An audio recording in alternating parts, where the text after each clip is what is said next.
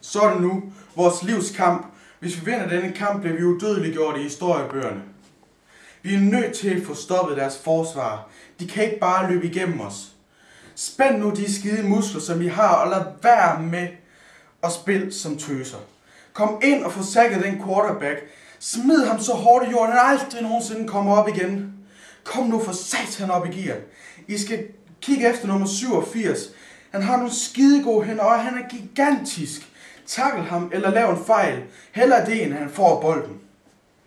På offense, kast og grib nu de skide bolde.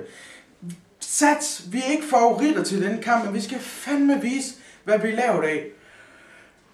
De skal spille som et hold, vi skal ikke spille som enkelte mænd. De tror, vi ikke kan noget, men vi skal vise dem. Vi har alt at vinde, og vi har intet at tabe. Men I skal passe på nummer 18. Han er enormt højt og har nogle kæmpe lapper. Jeg vil have, at I trækker ham ned hurtigst muligt. Han skal ikke få den bold. Vi skal tænke på alle de fans, som sidder foran deres fjernsyn. Sidder her på stadion og følger os med deres hjerte. Vi skal bevise, at vi kan levere, når det gælder. Vi vil og vi skal ikke for nogen skyld skuffe vores fans. For hvis vi gør det, så mister vi alt deres respekt. Men hvis vi vinder, så bliver det legendarisk. Vi skal stole på hinanden. Stole på kammeraten på en side. Vi skal bruge alle de midler, vi kan til at vinde. Og kig din kammerat ind i øjnene og sig til ham. Lad os få ramt på dem.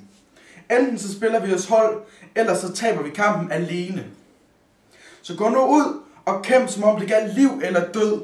Banken synder sammen. Er I klar? Ud og kæmp!